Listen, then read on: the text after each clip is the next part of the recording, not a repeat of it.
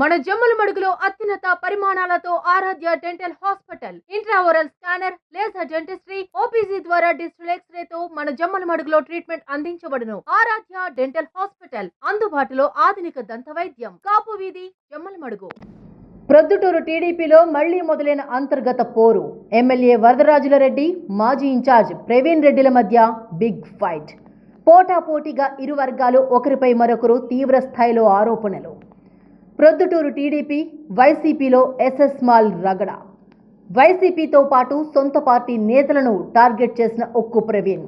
మరోవైపు ఎమ్మెల్యే వరదరాజులరెడ్డి, ఆయన కొడుకు కొండారెడ్డి 150 కోట్ల విలువైన భూమిపై కన్నేశారంటూ మాజీ ఎమ్మెల్యే రాచమల్లు కీలక ఆరోపణలు. ఒకవైపు ఎస్ఎస్ మాల్ రచ్చ, మరోవైపు 150 కోట్ల విలువ గల భూమి వివాదంతో ప్రొద్దుటూరు నేతల మధ్య మాటల తూటాలు పేలుతున్నాయి. కడప జిల్లాలో ప్రొద్దుటూరు రాజకీయాలు ఎప్పుడూ వాడివేడిగా కొనసాగుతుంటాయి. నిత్యం ఏదో ఒక సమస్యను ఇక్కడ నేతలు తెరపైకి తెచ్చి ప్రొద్దుటూరులో హీట్ను పెంచుతుంటారు. గత 10 ఏళ్ల నుంచి ప్రొద్దుటూరు అసెంబ్లీ సెగ్మెంట్లో అభివృద్ధి కంటే ఆధిపత్య పోరు ఎక్కువగా కనిపిస్తోంది. ఏ పార్టీ అధికారంలో ఉన్నా ఇక్కడ మాత్రం నేతల మధ్య సవాళ్లు, ప్రతి సవాళ్లు, వ్యక్తిగత విమర్శలు సర్వసాధారణం. మొన్నటి వరకు ఈ అసెంబ్లీ సెగ్మెంట్లో 9 ఎకరాల భూమి చుట్టూ రాజకీయ రచ్చ మొదలైంది. నేడు ఎస్ఎస్ మాల్ చుట్టూ రాజకీయం రసవత్తరంగా మారింది. అయితే ఎమ్మెల్యే వరదరాజులరెడ్డి, ఆయన కుమారుడు కొండారెడ్డి కలిసి 150 కోట్ల విలువైన భూమిని అక్రమంగా దక్కించుకోవాలని చూస్తున్నారని రాచమల్లు సంచలన ఆరోపణలు చేశారు.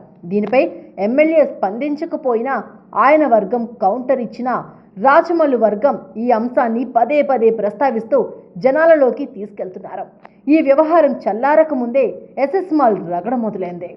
ఎస్ఎస్ మాల్ను అడ్డం పెట్టుకుని గతంలో రాచమల్లు భారీ అవినీతికి పాల్పడ్డారని ఒక్కు ప్రవీణ్ కీలక ఆరోపణలు చేశారు. దీంతో ప్రొద్దుటూరులో కలవరం మొదలైంది. ఇకపోతే గతంలో ఎన్నడూ ప్రవీణ్ రెడ్డి వ్యాఖ్యలకు రియాక్ట్ కాని రాచమల్లు శివప్రసాద్ రెడ్డి మొదటిసారి రియాక్ట్ అయ్యారు. టీడీపీ హయాంలోనే ఈ మాల్ నిర్మాణం జరిగిందని ఆయన గుర్తు చేశారు. ఇందులో తనకు ఎటువంటి సంబంధం లేదని రాచమల్లు క్లారిటీ ఇచ్చారు. ఇదిలా ఉండగానే తెరపైకి ఎమ్మెల్యే కొడుకు కొండారెడ్డి వచ్చారు. 28 లక్షల ట్యాక్స్ బకాయిలున్నట్లు ఆయన అంగీకరించారు. ఈ మాల్లో తనకి కూడా వాటా ఉందని ఆయన మీడియా ముందుకొచ్చారు. మరోవైపు మాల్ పూర్తి స్థాయిలో నిర్మాణం కాలేదని ఆయన చెప్పుకొచ్చారు. మాల్ పూర్తి కాకముందే ట్యాక్స్ ఎలా కడతారని ఆయన ప్రశ్నించారు. ఆ విషయం పక్కన పెట్టి ఉక్కు ప్రవీణ్పై హాట్ కామెంట్స్ చేశారు.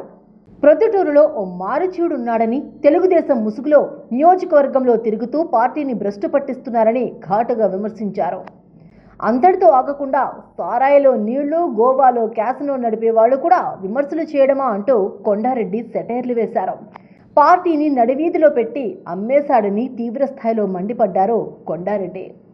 అదే స్థాయిలో ఉక్కు ప్రవీణ్ కూడా దిమ్మ తిరిగే కౌంటర్ ఇచ్చారు. కొండారెడ్డి పెద్ద అనకొండ అంటూ హాట్ కామెంట్స్ చేశారు. నియోజకవర్గంలో అందరికీ అప్పులు ఎగ్గొట్టిన ఘనత ఈ అనకొండదే అంటూ పంచులు వేశారు. 2019లో టీడీపీ అధికారం కోల్పోయాక ఈ నేతలంతా ఎక్కడికెళ్లారు?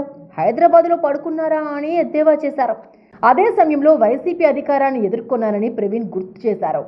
నిజమైన తెలుగుదేశం కార్యకర్తలతో ప్రొద్దుటూరు శివాలయం సెంటర్లో ఓటింగ్ పెడదామని ఉక్కు ప్రవీణ్ ఓపెన్ ఛాలెంజ్ చేశారు. అసలెవరో నకిలీ ఎవరో తేల్చుకుందామని ఓపెన్ స్టేట్మెంట్ ఇచ్చారు.